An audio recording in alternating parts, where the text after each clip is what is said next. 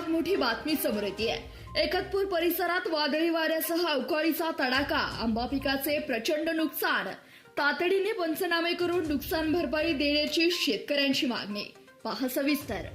काल दिनांक 3 एप्रिल 2026 रोजी रात्रीच्या सुमारास सांगोला तालुक्यातील एकतपूर परिसरात अचानक आलेल्या वादळी वाऱ्यासह मुसळधार पावसानं थैमान घातलं।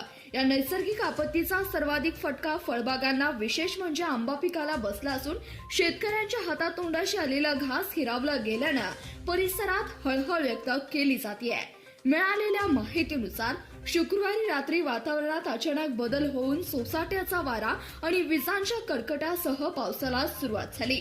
वाऱ्याचा वेग इतका प्रचंड होता की अनेक ठिकाणी आंब्याची झाडे उपसून पडली आहेत, तर मोठ्या प्रमाणात कैऱ्यांचा सडा जमिनीवर पडलाय। या नुकसानाची भीषणता सुखदेव राघोबा आवताडे यांच्या शेतातील समोर आलेल्या व्हिडिओवरून दिसत आहे।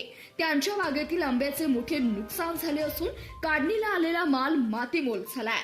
केवळ आवताडेच नव्हे तर परिसरातील अनेक शेतकऱ्यांची हीच अवस्था आहे। आंबा या भागातील महत्त्वाचे नगदी पीक आहे।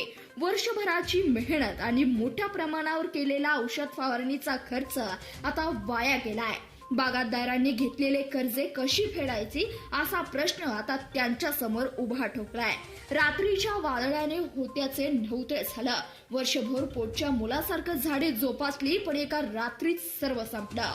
शासनाने आता आमची दखल घ्यावी असे पीडित शेतकऱ्याचे मत आहे।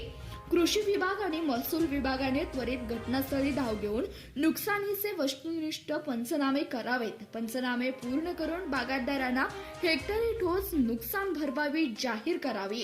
एकतपूर परिसरातील शेतकरी सध्या मोठ्या संकटात असून लोकप्रतिनिधी आणि प्रशासनाने याकडे गांभीर्याने लक्ष देऊन मदतीचा हात द्यावा अशी हाक गावकऱ्यांकडून देण्यात येत आहे।